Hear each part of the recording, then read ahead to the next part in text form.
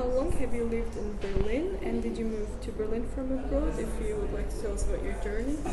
I've been living in Berlin this is my 14th year actually. It'll be 15 years next March. And I originally moved to Berlin from another city in Germany. I had moved to the state of Thüringen, to a small village, because my dad was living there. And I was 18. I came from the US. I didn't know what to do with my life. And he offered me a job in his glitter factory. And then I came to study in Berlin. And as you moved to Berlin, do you have this feeling Berlin is just German or European? What's your opinion to that? I mean, I've been here a while, and it's definitely changed a lot. So when I first got to Berlin, it felt much more German. Technology was also different. I think we just had like the second or third iPhone out. And smartphones were just gaining traction. I had to carry around a German-English dictionary. I didn't have the apps and all of that stuff. But now, today, I find it to be super international. You hear different languages everywhere. The most German I hear is when I either am working with a German organization or I'm like in the middle of my neighborhood. And there's people who've been living there for over 20, maybe 40 years. So it feels very mixed. Thank you. My next question is, what would you tell a politician in Strasbourg or Brussels? Do you have any message to them?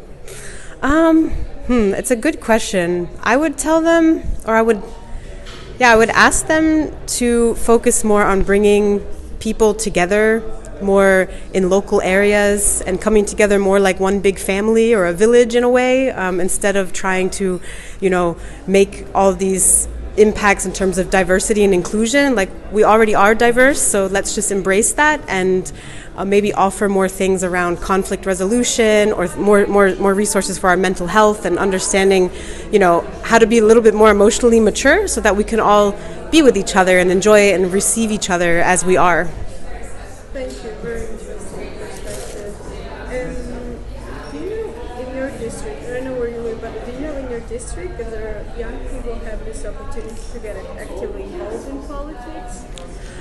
So I live in Charlottenburg, and to be honest, I think almost 5 years ago now, there was the big vote was happening, and that's actually how I met a lot of young people in politics, but they were all German, and they often asked me to get involved, but I was like, well, I don't have German citizenship. I've been here for a long time, but I still can't vote.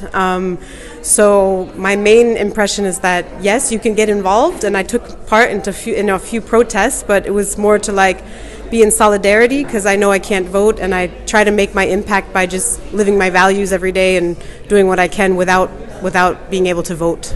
So that's my impression. And following to that, do you have this feeling that your voice is heard in decision-making process? As you just mentioned, you cannot vote, but do you still have this feeling your voice is heard by any other ways? To be honest, this year is kind of the first year I'm getting really involved in the city, so I'm not sure if I can answer it because I never tried before.